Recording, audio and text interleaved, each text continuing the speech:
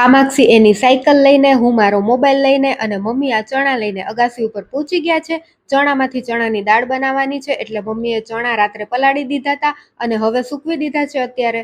પછી મમ્મીએ આ અથાણું ખોલીને જોયું, ખાંડની ચાસણી થવા માંડી છે પણ નીચે હજી થોડીક ખાંડ છે. મમ્મીએ બધું મિક્સ કર્યું ને પાછું તપેલું ઢાંકીને ત્રાંસમાં મૂકી દીધું. અગાસી ઉપરથી આવીને મેં નાસ્તો કર્યો, પણ આને મજા છે હો અહીંયા સુવાની.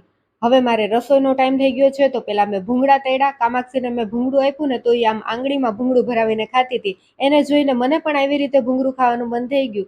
નાની હતી ત્યારે હું પણ આવી રીતે બહુ જ ભૂંગળા ખાતી. તમે પણ એવું કરતા કે? કમેન્ટ કરીને કહેજો.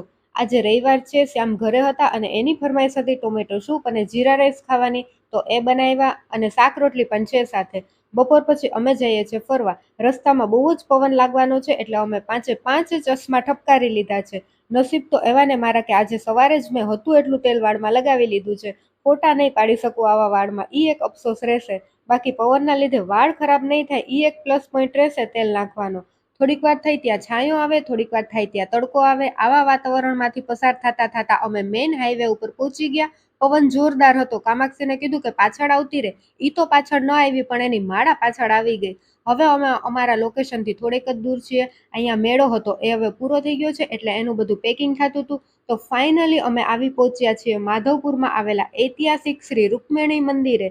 આ મંદિર આખું હમણાં પાછું બનાવ્યું છે, એકદમ વિશાળ જગ્યામાં. જૂનું મંદિર હતું ત્યારે બેકવાર હું આવેલી છું, પણ આ નવું બન્યા પછી આજે પહેલી વાર અમે લોકો અહીંયા આવ્યા છે. એકદમ વિશાળ જગ્યામાં અદ્ભુત આ મંદિર બનાવીને રાખ્યું છે, જોઈને આનંદ જ આવી ગયો. પછી ભગવાનના દર્શન કર્યા. અહીંયાથી દર્શન કરીને અમે લોકો આવ્યા છીએ જ્યાં રૂકમણીજી અને માધવરાયજીના લગ્ન થાય છે દર વર્ષે એ જગ્યાએ. આ જગ્યા તો આખી વાંદરાઓથી ભરેલી છે. જ્યાં નજર પડે ત્યાં નકરા વાંદરા જ હતા.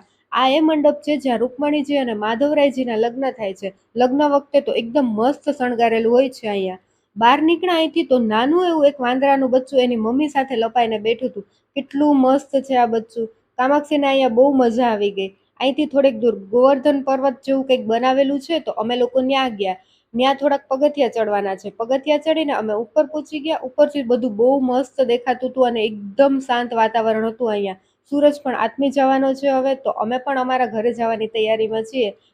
વિડીયોને લાઈક, શેર અને ચેનલને સબસ્ક્રાઇબ કરી દેજો. જય શ્રી રામ.